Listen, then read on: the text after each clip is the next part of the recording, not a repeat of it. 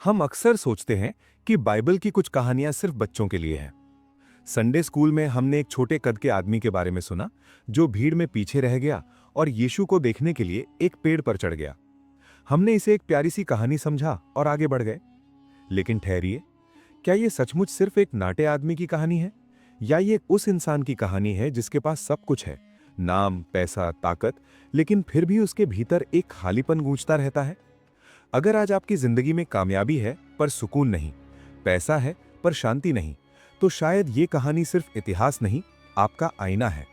क्योंकि आज हम यरीहो शहर के उस प्रधान की बात करेंगे, जक्कई की, जिसकी एक मुलाकात ने उसकी पूरी जिंदगी बदल दी। तो आइए लगभग 2000 साल पीछे चलते हैं और देखते हैं कि कैसे एक पेड़ पर चढ़ा आदमी अनंत काल के लिए ऊंचा उठा दिया गया।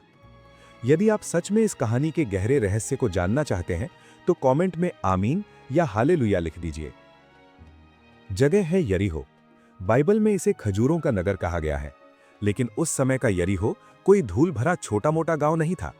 जरा अपनी कल्पना की आंखों से देखिए, ये उस जमाने का लास वेगस या दुबई था। ये व्यापार का केंद्र था। यहाँ की हवा में पैसों की खुशबू थी। यहाँ बालसम के बगीचे थे जिनका इत्र दुनिया भर में राजा महाराजाओं के महलों में जाता था। यहाँ हेरोदे राजा का शीतकालीन महल था। सड़कें चौड़ी थीं, बाजार सजे हुए थे और यहाँ से गुजरने वाला हर कारवां, हर व्यापारी अपने साथ भारी टैक्स लेकर आता था। और इस सोने की खान, इस पैसों के समुद्र के ठीक बीच में बैठा था एक आदमी, जक्कई। बाइबल उसका परिचय बहुत ही अजीब तरीके से देती है। लूका अध्याय 19 में लिखा है कि वो सिर्फ एक टैक्स कलेक्टर नहीं था, वो प्रधान टैक्स कलेक्टर था। यानी वो उस पूरे माफिया का बॉस था। इस बात की गहराई को समझिए। उस समय इजराइल रोम की गुलामी में था और रोमनों का टैक्स वसूलने का तरीका बहुत क्रूर था। वे बोली लगाते थे। जो आदमी कहता था कि मैं इस इलाके से रोम को सबसे ज्यादा पैसा निचोड़ कर दूंगा, उसे ही ठेका मिलता था। जक्कई ने वो बोली जीती थी। उसने रोम सरकार से वादा किया था कि वो अपने ही यहूदी भाइयों से, अपने ही लोगों से पाई पाई वसूल करेगा। वो एक ऐसा सिस्टम था जहां दया के लिए कोई जगह नहीं थी। अगर किसी गरीब किसान के पास देने को पैसा नहीं होता तो उसकी जमीन छीन ली जाती, उसके बैल खोल लिए जाते। और जक्कई इस पूरे सिस्टम के शीर्ष पर बैठा था। वो रोमनों का सबसे वफादार कुत्ता था, लेकिन अपने लोगों के लिए वो एक गद्दार था। एक ऐसा गद्दार जिसने अपनी आत्मा का सौदा करके अपनी जेबें भरी थीं। और नतीजा क्या हुआ? वो अमीर बन गया, बहुत अमीर। जरा उसकी जिंदगी के बारे में सोचिए। उसके पास यरीहो के सबसे पॉश इलाके में सबसे आलीशान घर रहा होगा। उसके रसोइये दुनिया का बेहतरीन खाना बनाते होंगे। उसके कपड़े मिस्र के सबसे महंगे मलमल के होंगे। उसके पास सेवकों की फौज होगी जो उसके इशारे पर दौड़ पड़ती होगी। दुनिया की नजर में जक्कई सफल था। उसने वो सब कुछ हासिल कर लिया था जिसके लिए लोग आज दिन रात भाग रहे हैं, पावर, पैसा, पोजीशन। लेकिन यहां एक बहुत बड़ा लेकिन है। कामयाबी की एक बहुत बुरी आदत होती है। ये दूर से जितनी चमकदार लगती है, पास जाने पर उतनी ही ठंडी और अकेली होती है। जक्कई जब अपने घर से बाहर निकलता होगा तो क्या होता होगा? जरा उस मंजर को महसूस कीजिए। वो रेशमी कपड़े पहनकर बाजार से गुजर रहा है। भीड़ उसके लिए रास्ता तो छोड़ देती है, लेकिन आदर से नहीं, डर से। जैसे ही वो गुजरता है, पीछे खड़ी औरतें अपने बच्चों को अपनी छाती से लगा लेती हैं और कहती हैं, देखना मत उसकी तरफ, वो पापी है। बुजुर्ग उसे देखकर थूक देते हैं। दुकानदार उसे सलाम तो ठोकते हैं, लेकिन उनकी आंखों में नफरत की आग जल रही होती है। उसे किसी दावत में नहीं बुलाया जाता। सिनेगॉग यानी आराधनालय में उसके लिए दरवाजे बंद हैं। धर्मगुरु उसे अछूत मानते हैं। उसके पास पैसा तो है, पर उसके साथ बैठकर हंसने वाला कोई दोस्त नहीं है। उसके पास बहुत बड़ा डाइनिंग टेबल है, लेकिन उस पर सन्नाटा है। क्या आप उस सन्नाटे को सुन सकते हैं? ये वही सन्नाटा है जो आज हम में से बहुत से लोग महसूस करते हैं। हम कॉर्पोरेट की सीढ़ियां चढ़ते हैं, हम बड़े घर बनाते हैं, हम सोशल मीडिया पर अपनी परफेक्ट लाइफ की फोटो डालते हैं, लेकिन रात को जब हम तकिए पर सिर रखते हैं तो एक सवाल हमें घूरता है, क्या बस यही है जिंदगी? क्या इसी के लिए मैं इतना दौड़ा था? जक्कई का दिल एक सोने का पिंजड़ा बन चुका था। वो जानता था कि वो गलत है। वो जानता था कि उसके लोगों के आंसू उसके खजाने में जमा है। वो शायद रात भर करवटें बदलता होगा, ये सोचकर कि क्या कभी उसे माफी मिल सकती है, क्या कभी उसे कोई गद्दार के अलावा किसी और नाम से भी बुलाएगा। तभी यरीहो की हवाओं में एक खबर फैलती है, यीशु आ रहे हैं। ये नाम, नासरत का यीशु, जक्कई ने जरूर सुना होगा। उसने सुना होगा कि इस रब्बी ने गलील में क्या किया। उसने सुना होगा कि ये रब्बी सिर्फ बीमारों को चंगा नहीं करता, बल्कि ये पापियों के साथ खाना भी खाता है। उसने शायद अपने ही विभाग के एक और टैक्स कलेक्टर मत्ती यानी लेवी के बारे में सुना होगा, जिसे इस यीशु ने अपना शिष्य बना लिया था। जरा सोचिए जक्कई के दिल की धड़कन उस वक्त क्या रही होगी। एक उम्मीद की किरण जागी होगी कि अगर उसने मत्ती को नहीं ठुकराया तो शायद मेरे लिए भी कोई गुंजाइश हो। लेकिन फिर एक समस्या थी, भीड़। यीशु अकेले नहीं आ रहे थे, उनके साथ हजारों की भीड़ थी, और वो भीड़ जक्कई से नफरत करती थी। वो भीड़ एक दीवार बनकर खड़ी थी। आप कल्पना कर सकते हैं उस नज़ारे की। जक्कई, जो कि कद में नाटा था, भीड़ के पीछे खड़ा होकर एड़ियां उठा उठाकर देखने की कोशिश कर रहा है। वो किसी को धक्का देता है तो कोई उसे कोहनी मार देता है। हट पीछे, पापी कहीं के, तुझे कोई हक नहीं है उस पवित्र नबी को देखने का। उस दिन जक्कई को अपनी दौलत, अपनी ताकत, अपने रसूख का असली सच समझ आया। उसका पैसा उसे उस भीड़ में 1 इंच जगह नहीं दिला सका। वो समाज से इतना कट चुका था कि लोग उसे धक्का देकर खुश थे। तब जक्कई ने कुछ ऐसा किया जो उस समय के कल्चर में अकल्पनीय था। मिडिल ईस्टर्न कल्चर में एक अमीर, बुजुर्ग और प्रतिष्ठित व्यक्ति कभी दौड़ता नहीं है। दौड़ना गुलामों का काम था। दौड़ते समय कपड़े ऊपर उठाने पड़ते थे, जिससे पैर नंगे हो जाते थे। ये बेहद शर्मनाक माना जाता था, अपनी गरिमा यानी डिग्निटी खोने जैसा था। लेकिन उस दिन जक्कई के अंदर की प्यास उसकी शर्म से बड़ी हो गई थी। उसने ये नहीं सोचा कि लोग क्या कहेंगे, उसने ये नहीं सोचा कि मैं प्रधान हूं, मेरा मजाक उड़ेगा। नहीं, उसने अपनी महंगी रोब उठाई और वो दौड़ा। जरा उस दृश्य को देखिए। यरीहो का सबसे अमीर आदमी पागलों की तरह धूल भरी सड़क पर दौड़ रहा है। बच्चे उस पर हंस रहे हैं, लोग तालियां बजा रहे हैं, लेकिन उसे कोई परवाह नहीं। वो भीड़ से आगे निकल गया और फिर उसने हद ही कर दी। वो एक गूलर के पेड़ पर चढ़ गया। गूलर का पेड़, ये कोई शाही पेड़ नहीं था। इसके फल गरीबों का खाना माने जाते थे। इसकी डालियां टेढ़ी मेढ़ी और इसके फल चिपचिपे होते थे। लेकिन जक्कई ने अपनी रेशमी पोशाक की परवाह नहीं की। वो उस पेड़ की डालियों के बीच जाकर छिप गया, पत्तों की आड़ में। क्यों? क्या सिर्फ एक झलक देखने के लिए? क्या सिर्फ जिज्ञासा थी? नहीं दोस्त, जब कोई इंसान अपनी सारी इज्जत दांव पर लगा देता है तो वजह सिर्फ जिज्ञासा नहीं होती, वो तड़प होती है, वो डेस्परेशन होती है। वो उस पेड़ पर इसलिए चढ़ा क्योंकि उसे लगा कि जमीन पर उसके लिए कोई जगह नहीं बची है। उसे लगा कि शायद दूर से ही सही, अगर मैं उस पवित्र इंसान को देख लूं तो शायद मेरे अंदर का ये शोर शांत हो जाए। वो छिपना चाहता था। वो चाहता था कि वो यीशु को देख ले, लेकिन यीशु उसे न देखें, क्योंकि उसे डर था, अगर उस नबी ने मेरी तरफ देखा तो वो मेरी गंदगी देख लेगा, वो जान जाएगा कि मैंने क्या किया है। तो अब जक्कई पेड़ पर बैठा है, उसका दिल जोर जोर से धड़क रहा है। नीचे से भीड़ का शोर पास आता जा रहा है, धूल का गुबार उठ रहा है, कदमों की आहट तेज हो गई है। वो पत्तों के बीच से झांक रहा है, उसकी सांसें अटकी हुई हैं। उसे नहीं पता कि अगले ही पल ब्रह्मांड का रचयिता, पूरी कायनात का मालिक ठीक उसी पेड़ के नीचे रुकने वाला है। उसे नहीं पता कि वो सिर्फ एक तमाशा देखने नहीं आया है, बल्कि वो खुद एक तमाशा बनने वाला है, परमेश्वर के अनुग्रह का तमाशा। लेकिन क्या यीशु वाकई एक ऐसे आदमी के लिए रुकेंगे जिसने गरीबों का खून चूसा है? क्या परमेश्वर की नजर ऐसे बेईमान पर पड़ेगी? यही तो रहस्य है। दरअसल हम सब भी तो जक्कई हैं। हम भी अपनी अपनी कामयाबियों, अपनी अपनी व्यस्तताओं या शायद अपनी शर्मिंदगी के पेड़ों पर चढ़े बैठे हैं। हम सोचते हैं कि हम सुरक्षित हैं, हम छिपे हुए हैं।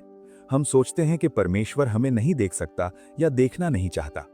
लेकिन दोस्त, कहानी तो अब शुरू होगी, क्योंकि यीशु यरीहो से गुजरने के लिए नहीं आए थे। वो तो एक अपॉइंटमेंट के लिए आए थे, एक ऐसी मुलाकात जो अनंत काल से तय थी। क्या आप तैयार हैं ये जानने के लिए कि जब परमेश्वर की पवित्र आंखें एक पापी की आंखों से मिलती हैं तो क्या होता है? क्योंकि वो नजर सब कुछ जलाकर राख कर देती है और फिर सब कुछ नया कर देती है। और फिर वो पल आया। सैकड़ों पैरों की चाप जो एक तूफान की तरह बढ़ रही थी, अचानक थम गई। धूल का गुबार अभी हवा में ही था। शोर शराबा जो कानों को फाड़ रहा था, एक झटके में सन्नाटे में बदल गया। भीड़ के लोग एक दूसरे को धक्के मार रहे थे, ये देखने के लिए कि आखिर क्या हुआ, जुलूस क्यों रुक गया, क्या कोई हादसा हो गया, क्या यीशु थक गए? लेकिन यीशु थके नहीं थे, वो रुके थे। जरा इस रुकने यानी पॉज की अहमियत को समझिए। बाइबल के विद्वान बताते हैं कि ये यीशु की यरीहो की अंतिम यात्रा थी। उनका चेहरा यरूशलेम की ओर था। उन्हें वहां जाना था, गिरफ्तार होना था, कोड़े खाने थे और अंत में क्रूस पर चढ़ना था। पूरी मानव जाति का पाप अपने कंधों पर उठाने का समय नजदीक आ रहा था। उनके पास एक एक मिनट कीमती था। वो एक मिशन पर थे। पूरी दुनिया का भविष्य उनके अगले कदमों पर टिका था। फिर भी वो रुक गए। क्यों? एक नाटे आदमी के लिए? एक ऐसे आदमी के लिए जिसने अपने ही देश को बेचा था? एक ऐसे इंसान के लिए जिसे समाज ने कूड़े की तरह बाहर फेंक दिया था? हाँ मेरे दोस्त, यही परमेश्वर के राज्य का सबसे बड़ा रहस्य है।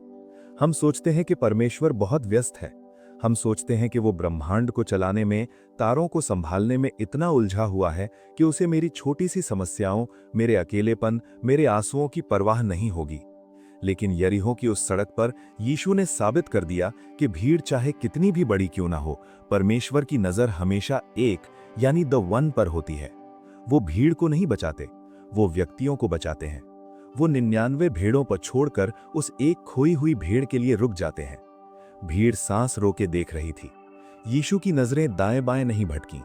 उन्होंने अपनी गर्दन ऊपर उठाई और उनकी आंखें सीधे गूलर के उन घने पत्तों को भेदती हुई उस डरे हुए आदमी की आंखों से मिल गईं। कल्पना कीजिए जक्कई की हालत की। उसका दिल मुंह को आ गया होगा। वो तो छिपने आया था, वो तो तमाशबीन बनकर आया था। उसे उम्मीद थी कि वो एक सुरक्षित दूरी से भगवान को देख लेगा और अपनी पुरानी जिंदगी में वापस चला जाएगा। लेकिन अब वो पकड़ा गया था। वो स्पॉटलाइट में था। वो शायद डर से कांपने लगा होगा। उसने सोचा होगा, अब ये रब्बी मुझे सबके सामने डांटेगा। अब वो कहेगा, ए पापी, नीचे उतर, तुझे शर्म नहीं आती? तूने गरीबों का खून चूसा है, तेरा न्याय आ गया है। लेकिन जो शब्द यीशु के मुंह से निकले, उन्होंने न सिर्फ जक्कई को बल्कि वहां खड़े हर एक धार्मिक व्यक्ति को हिलाकर रख दिया। यीशु ने कहा, जक्कई, रुकिए। उन्हें उसका नाम कैसे पता था? यीशु अजनबी थे। वे पहली बार यरीहो से गुजर रहे थे। उन्होंने किसी से नहीं पूछा था कि वो पेड़ पर कौन बैठा है। फिर भी उन्होंने उसे नाम से बुलाया। ये कोई छोटी बात नहीं है। बाइबल में जब परमेश्वर किसी का नाम लेते हैं तो उसका मतलब है कि वो उसे अनंत काल से जानते हैं। जक्कई को लगा था कि वो एक अनजान चेहरा है, लेकिन यीशु उसे तब से जानते थे जब वो अपनी मां के गर्भ में था। और मजे की बात यह है कि जक्कई नाम का हिब्रू अर्थ होता है शुद्ध या निर्दोष। जरा इस विडंबना को देखिए। पूरा शहर उसे गद्दार, चोर, कुत्ता और पापी कहकर बुलाता था। शायद जक्कई खुद भी अपना असली नाम भूल चुका था। उसे याद भी नहीं होगा कि आखिरी बार किसने उसे प्यार से जक्कई कहा था। लेकिन यीशु ने भीड़ की दी हुई पहचान को नहीं देखा। उन्होंने उस गंदगी को नहीं देखा जो जक्कई के ऊपर जमा थी। उन्होंने उस हीरे को देखा जो कीचड़ के नीचे दबा था। उन्होंने उसे पापी कहकर नहीं, बल्कि उसके भविष्य के नाम से, उसकी असल पहचान से पुकारा। जक्कई, ओ शुद्ध जन। ये अनुग्रह का पहला धमाका था। परमेश्वर हमें हमारे वर्तमान हालात से नहीं, हमारी उस क्षमता से बुलाते हैं जो उन्होंने हमारे अंदर रखी है। लेकिन कहानी यहां खत्म नहीं होती।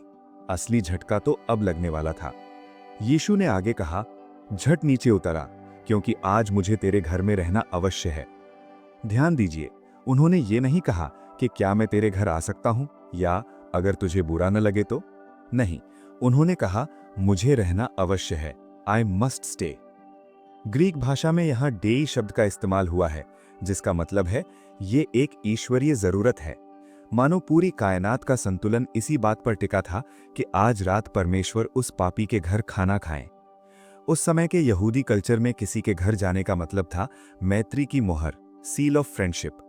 अगर आप किसी के साथ रोटी तोड़ते हैं तो आप ये कह रहे हैं कि मैं तुम्हें स्वीकार करता हूं, मैं तुम्हारा दोस्त हूं, हम एक हैं। फरीसियों और धर्मगुरुओं के लिए ये एक तमाचा था। उनके नियम कहते थे कि अगर आप किसी पापी के घर जाते हैं, उसके बर्तन में खाते हैं, उसकी छत के नीचे सांस लेते हैं, तो आप भी अशुद्ध हो जाते हैं। पवित्रता का नियम था दूरी बनाए रखो। लेकिन यीशु का नियम अलग था। उनका नियम था प्यार जो दूरी को मिटा दे।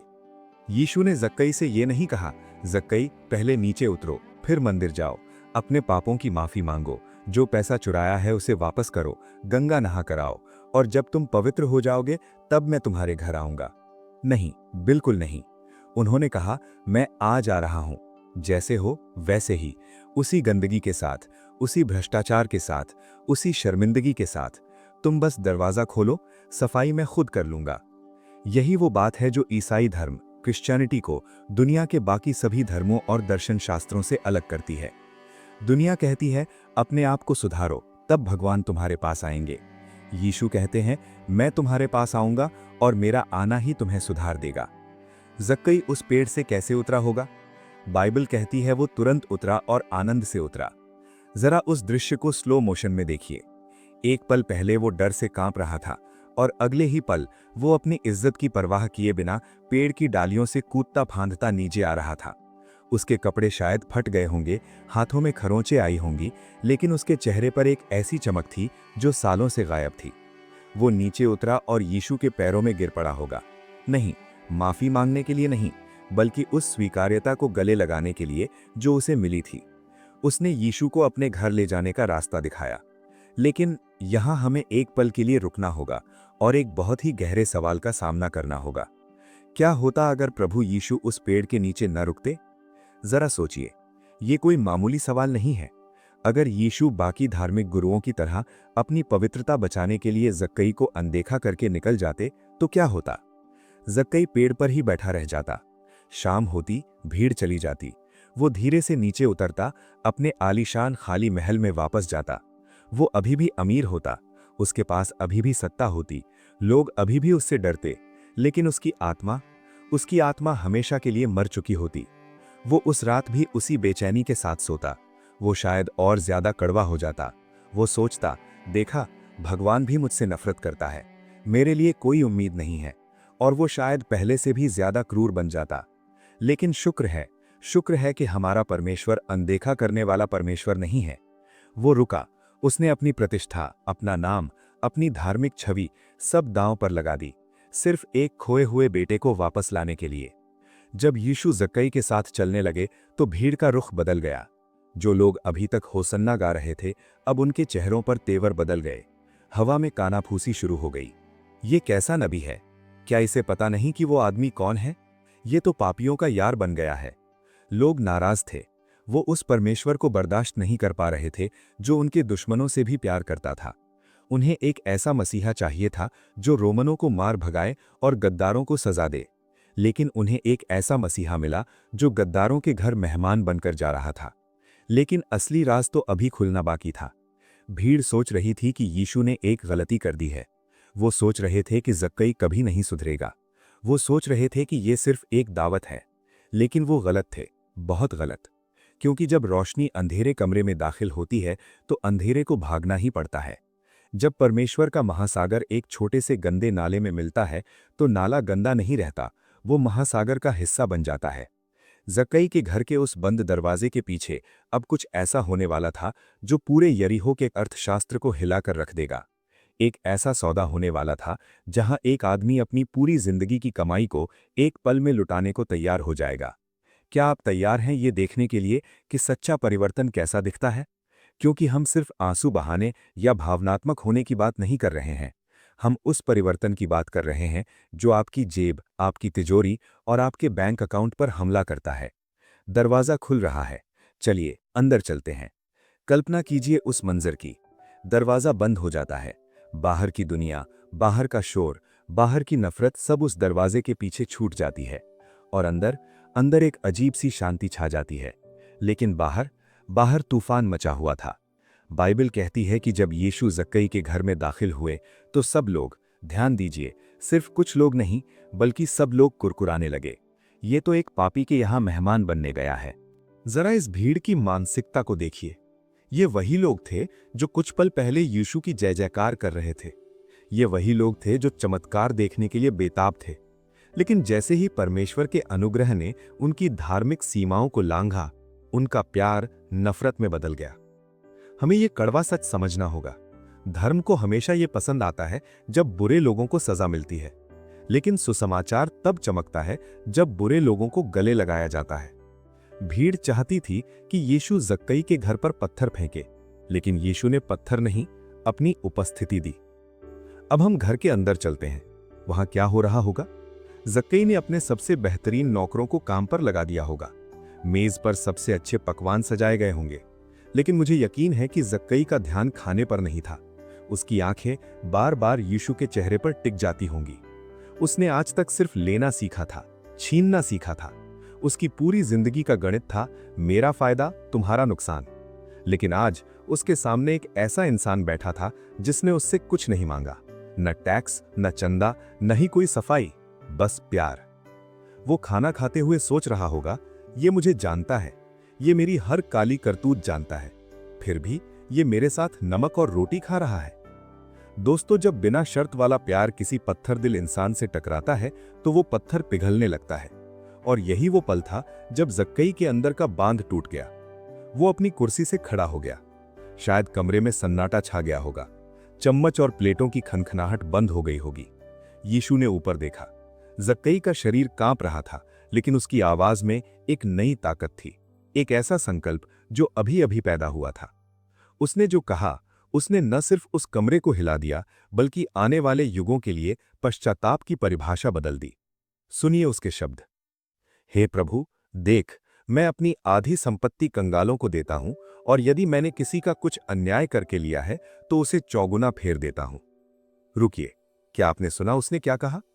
हम अक्सर इस आयत को जल्दी में पढ़ जाते हैं, लेकिन चलिए आज इसका पोस्टमार्टम करते हैं, क्योंकि यहां एक बहुत बड़ा धमाका हुआ है।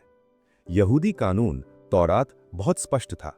लेव्य व्यवस्था 6:1 से 5 के अनुसार अगर आपने किसी को ठगा है और आप पकड़े जाते हैं या खुद कबूल करते हैं तो आपको मूल रकम लौटानी होती थी और उसके ऊपर 20% यानी 5वां हिस्सा जुर्माना देना होता था।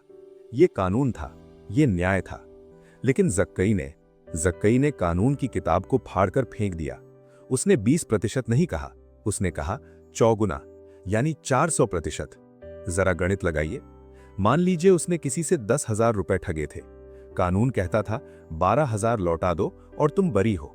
लेकिन जक्कई कह रहा था मैं 40,000 लौटाऊंगा। और उससे भी पहले उसने क्या कहा?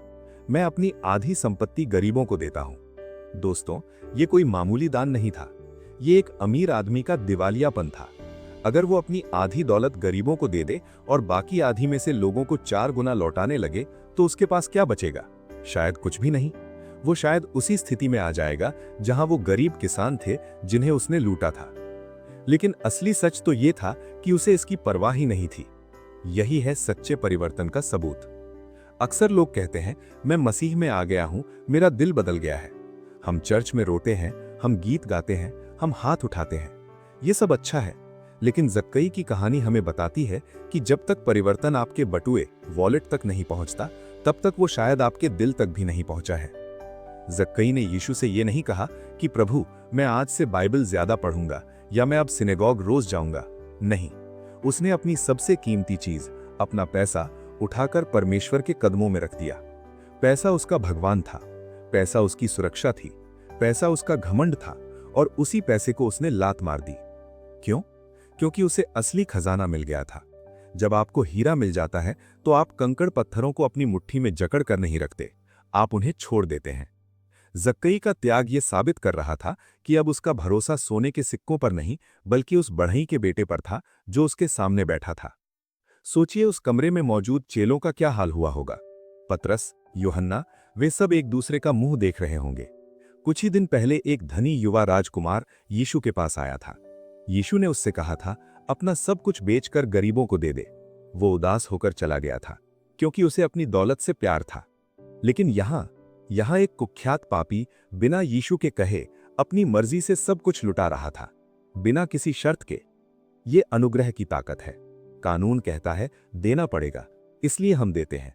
लेकिन अनुग्रह कहता है मैं देना चाहता हूं, इसलिए हम लुटा देते हैं। जब यीशु ने जक्कई का यह फैसला सुना तो उनके चेहरे पर कैसी मुस्कान आई होगी। ये एक चरवाहे की मुस्कान थी जिसे अपनी खोई हुई भेड़ मिल गई। यीशु ने खड़े होकर एक ऐतिहासिक घोषणा की, आज इस घर में उद्धार आया है, इसलिए कि ये भी इब्राहिम का बेटा है। इन शब्दों पर गौर कीजिए। पहला शब्द आज। उद्धार भविष्य की बात नहीं है, ये मरने के बाद स्वर्ग जाने का टिकट नहीं है। ये आज की बात है, इसी पल की बात है। जिस पल आप अपने पाप से मुड़ते हैं, उसी पल स्वर्ग आपके घर में उतर आता है। दूसरा शब्द इस घर में। यीशु ने यह नहीं कहा कि जक्कई के दिल में उद्धार आया है, उन्होंने कहा इस घर में। क्यों? क्योंकि घर का मुखिया बदलता है। जब पिता बदलता है तो पूरा परिवार बदल जाता है। जक्कई का पैसा शापित था, उसके बच्चों ने शायद हराम की कमाई की रोटी खाई थी, लेकिन आज जब उसने पश्चाताप किया तो वो श्राप टूट गया। अब उस घर में जो भी पैसा आएगा वो मेहनत और ईमानदारी का होगा। अब उस घर की दीवारों में डर नहीं बल्कि प्रार्थना गूंजेगी। अब उसके बच्चे अपने पिता को गद्दार नहीं बल्कि भक्त के रूप में देखेंगे। पाप एक संक्रामक बीमारी है जो पूरे परिवार को बीमार कर देती है, लेकिन उद्धार उससे भी बड़ी दवा है जो पूरे घराने को चंगा कर देती है। और तीसरा और सबसे गहरा शब्द, इब्राहिम का बेटा। ये समाज इसे क्या कहता था? रोम का कुत्ता, गद्दार, अशुद्ध। उन्होंने इसे अपने समाज से, अपने गोत्र से, अपने इतिहास से बेदखल कर दिया था। लेकिन यीशु ने उसे उसकी असली पहचान, आइडेंटिटी वापस लौटा दी। ये भी इब्राहिम का बेटा है। इसका मतलब था ये अब बाहर वाला नहीं है, ये परिवार का हिस्सा है, ये वारिस है। इसका भी परमेश्वर के वादों पर उतना ही हक है जितना किसी फरीसी या प्रधान याजक का। दोस्तों जरा सोचिए, उस रात जब जक्कई अपने बिस्तर पर लेटा होगा तो उसका बैंक बैलेंस शायद शून्य हो चुका होगा, उसकी तिजोरियां खाली हो चुकी होंगी, लेकिन उसका दिल इतना भरा हुआ था कि वो समा नहीं रहा था। सालों बाद वो पहली बार सुकून की नींद सोया होगा। बाहर भीड़ अभी भी बातें बना रही होगी, लोग अभी भी उसे शक की निगाह से देख रहे होंगे, लेकिन उसे अब कोई फर्क नहीं पड़ता था, क्योंकि जिसे पूरी दुनिया ने ठुकरा दिया था उसे ब्रह्मांड के राजा ने अपना बेटा कह दिया था। अब यहां एक बहुत बड़ा सवाल खड़ा होता है जो सीधा आपकी और मेरी तरफ उंगली उठाता है। जक्कई ने तो अपनी दौलत लुटा दी, लेकिन हम अपनी मुट्ठी में क्या दबाए बैठे हैं? क्या हम भी भीड़ का हिस्सा हैं जो दूसरों को जज करते हैं, या हम जक्कई की तरह हैं जो यीशु के एक इशारे पर अपनी सबसे प्यारी चीज कुर्बान करने को तैयार हैं? लेकिन कहानी का सबसे खूबसूरत और गहरा हिस्सा तो अब आने वाला है, क्योंकि यीशु ने ये सब क्यों किया? उन्होंने यरीहो का वो लंबा रास्ता क्यों तय किया? आखिर में उन्होंने अपना मिशन स्टेटमेंट दिया, एक ऐसा वाक्य जो पूरी बाइबल का निचोड़ है। अगर आप इसे समझ गए तो आपको कभी भी ये शक नहीं होगा कि परमेश्वर आपसे प्यार करते हैं या नहीं। तो चलिए इस सफर के आखिरी पड़ाव पर चलते हैं, जहां हम परमेश्वर के दिल की धड़कन को सुनेंगे। उस रात यरीहो में जक्कई के घर की मेज पर सिर्फ खाना नहीं परोसा गया था, बल्कि वहां सदियों पुराने एक सवाल का जवाब परोसा गया था। वो सवाल जो आदम के समय से हवा में गूंज रहा था, क्या परमेश्वर सचमुच हमारी परवाह करते हैं? जब यीशु ने जक्कई के उस भव्य लेकिन अब पवित्र हो चुके घर में खड़े होकर ये कहा, क्योंकि मनुष्य का पुत्र खोए हुओं को ढूंढने और उनका उद्धार करने आया है, लूका 19:10, तो उन्होंने सिर्फ एक वाक्य नहीं बोला, उन्होंने अपने दिल का नक्शा यानी मैप खोलकर रख दिया। जरा इस एक आयत के वजन को महसूस कीजिए, ये पूरी बाइबल का सार है। अगर आप बाइबल के पन्नों को निचोड़े तो उसमें से यही एक बूंद टपकेगी। यीशु ने यह नहीं कहा कि मनुष्य का पुत्र अच्छे लोगों को इनाम देने आया है। उन्होंने ये नहीं कहा कि मैं धार्मिक लोगों को शाबाशी देने आया हूं। उन्होंने कहा कि मैं खोए हुओं, द लॉस्ट को ढूंढने आया हूं। खोया हुआ शब्द, इसमें कितना दर्द और कितनी उम्मीद छिपी है। हम अक्सर सोचते हैं कि खोया हुआ का मतलब है बुरा, पापी या बेकार। लेकिन एक पल के लिए रुकिए, हम किसे खोया हुआ कहते हैं? हम कूड़े को खोया हुआ नहीं कहते, हम उसे फेंक देते हैं। हम कंकड़ पत्थरों को खोया हुआ नहीं कहते, हम खोया हुआ उसे कहते हैं जो कीमती होता है। जब आपका सोने का सिक्का गिर जाता है तब आप कहते हैं कि वो खो गया। जब आपका बच्चा मेले में हाथ छुड़ाकर भाग जाता है तब आप कहते हैं कि वो खो गया। जब यीशु जक्कई को खोया हुआ कहते हैं तो वे दरअसल ये कह रहे हैं कि ये आदमी जिसे तुम कचरा समझ रहे हो, ये मेरे पिता के लिए अनमोल है। ये गलत जगह पर है, गलत हाथों में है, लेकिन ये बेकार नहीं है। ये मेरा है और मैं इसे वापस लेने आया हूं। यही वो बात है जो आपके और मेरे लिए आज सबसे बड़ी उम्मीद है। हो सकता है समाज ने आपको नकार दिया हो सकता है आपने खुद को नकार दिया हो, लेकिन परमेश्वर की नजर में आप त्यागे हुए नहीं हैं, आप बस खोए हुए हैं। और खोई हुई चीज को ढूंढने के लिए मालिक किसी भी हद तक जा सकता है। और ध्यान दीजिए, यीशु ने कहा मनुष्य का पुत्र ढूंढने आया है। दुनिया के सभी धर्म कहते हैं कि इंसान भगवान को ढूंढ रहा है। वे कहते हैं कि पहाड़ पर चढ़ो, तपस्या करो, अच्छे काम करो, शायद तुम्हें भगवान मिल जाए। ये नीचे से ऊपर जाने की कोशिश है। लेकिन सुसमाचार, गॉस्पल, इसका ठीक उल्टा है। सुसमाचार कहता है कि भगवान इंसान को ढूंढ रहा है। जक्कई ने यीशु को नहीं ढूंढा था, उसे तो पता भी नहीं था कि उसे क्या चाहिए था। वो तो बस एक तमाशा देखने आया था। लेकिन यीशु उसे ढूंढते हुए आए थे। क्या आपको लगता है कि यरीहो के उस रास्ते से यीशु का गुजरना महज एक इत्तेफाक था? क्या वो गूलर का पेड़ वहां इत्तेफाक से उगा था? नहीं दोस्त, वो सब एक योजना का हिस्सा था। वो डिवाइन अपॉइंटमेंट था। परमेश्वर की वफादारी को देखिए। वो एक ऐसे परमेश्वर नहीं है जो सिंहासन पर बैठकर हमारे सुधरने का इंतजार करते हैं। वो एक ऐसे परमेश्वर हैं जो अपनी राजसी पोशाक उतारकर कीचड़ में उतरते हैं, गलियों की खाक छानते हैं, बदबूदार जगहों पर जाते हैं और तब तक नहीं रुकते जब तक कि उनकी खोई हुई भेड़ मिल न जाए। यही वो परमेश्वर है जिसकी हमें आज जरूरत है। एक जिंदा परमेश्वर, एक ऐसा परमेश्वर जो हमारे स्टेटस से नहीं डरता और हमारे पाप से घिनाता नहीं है। अब कहानी के इस आखिरी मोड़ पर मैं आपसे सीधे बात करना चाहता हूं। जक्कई की कहानी 2000 साल पहले खत्म हो गई। वो पेड़ शायद अब वहां नहीं है, वो घर शायद खंडहर बन गया होगा, लेकिन वो पेड़ आज भी यही है। हम में से हर कोई किसी न किसी पेड़ पर चढ़ा हुआ है। कुछ लोग सफलता के पेड़ पर चढ़े हैं, ये सोचकर कि अगर वे काफी ऊंचे चले जाएंगे तो उनका अकेलापन दूर हो जाएगा। कुछ लोग व्यस्तता के पेड़ पर चढ़े हैं ताकि उन्हें अपनी अंतरात्मा की आवाज न सुननी पड़े। कुछ लोग धर्म और दिखावे के पेड़ पर चढ़े हैं, पत्तों के पीछे छिपे हुए हैं ताकि दुनिया को उनकी असलियत न दिखे। और कुछ लोग शर्मिंदगी के पेड़ पर चढ़े हैं। उन्हें लगता है कि वे इतने गिर चुके हैं कि अब नीचे उतरने का कोई फायदा नहीं। लेकिन आज इसी वक्त जब आप ये सुन रहे हैं, यीशु फिर से गुजर रहे हैं। ये वीडियो कोई इत्तेफाक नहीं है, ये आपकी यरीहो रोड है। भीड़ का शोर बहुत है, सोशल मीडिया का शोर, काम का दबाव, लोगों की राय, लेकिन उन सब के बीच में सब कुछ थम गया है। यीशु ठीक आपके पेड़ के नीचे रुक गए हैं। वो ऊपर देख रहे हैं। क्या आप उनकी नजरों को महसूस कर सकते हैं? वो आपको जज नहीं कर रहे। वो ये नहीं देख रहे कि आपने कल रात क्या गलती की। वो ये नहीं देख रहे कि आप कितने टूटे हुए हैं। वो आपकी आंखों में देख रहे हैं और कह रहे हैं, नीचे उतरा। अपने घुमंड के पेड़ से नीचे उतरा, अपनी शर्मिंदगी के पेड़ से नीचे उतरा। तुझे अब और छिपने की जरूरत नहीं है, तुझे अब और नाटक करने की जरूरत नहीं है। मैं तुझे जानता हूं, मैं तेरा नाम जानता हूं, मैं तेरा दर्द जानता हूं। और उनका ऑफर आज भी वही है, आज मुझे तेरे घर में रहना है। वो जबरदस्ती दरवाजा नहीं तोड़ेंगे, वो चोर नहीं है, वो एक सज्जन यानी जेंटलमैन है। वो दरवाजे पर खड़े होकर खटखटा रहे हैं। कुंडी आपके हाथ में है, अंदर से। जक्कई के पास एक विकल्प था। वो पेड़ पर ही बैठा रह सकता था। वो कह सकता था, नहीं प्रभु, मैं बहुत पापी हूं, या लोग क्या कहेंगे, या मेरे पास समय नहीं है। अगर वो ऐसा करता तो इतिहास उसे कभी याद नहीं रखता। वो गुमनामी के अंधकार में खो जाता। लेकिन उसने जोखिम उठाया, उसने हाँ कहा। आज आपके पास वही विकल्प है। क्या आप अपनी इमेज बचाना चाहते हैं या अपनी आत्मा? क्या आप अपनी मुट्ठी में वो सब कुछ जकड़े रहना चाहते हैं जो आपको धीरे धीरे मार रहा है? वो नफरत, वो लालच, वो गुप्त पाप? या आप उसे छोड़कर उस आजादी को अपनाना चाहते हैं जो मसीह दे रहे हैं? याद रखिए, जब यीशु घर में आते हैं तो वो मेहमान बनकर नहीं आते, वो मालिक बनकर आते हैं। और जब वो मालिक बनते हैं तो वो घर की हर टूटी हुई चीज को, हर बिगड़े हुए रिश्ते को, हर खालीपन को अपनी महिमा से भर देते हैं। तो दोस्त, फैसला आपका है। पेड़ की डालियां सुरक्षित लग सकती हैं, लेकिन वो आपको कभी घर जैसा सुकून नहीं देंगी। जमीन पर आइए, यीशु वहां खड़े हैं, बाहें फैलाए। क्या आप आज उन्हें अपने घर, अपने दिल का दरवाजा खोलेंगे? क्योंकि वो सिर्फ इतिहास के पन्नों में नहीं, वो आज भी, अभी भी, इसी पल जीवित हैं। और वो आपके लिए रुके हुए हैं। बस एक कदम, सिर्फ एक हाँ, और आपकी कहानी भी जक्कई की तरह हमेशा के लिए बदल जाएगी। आज इस घर में उद्धार आया है। क्या वो घर आपका हो सकता है?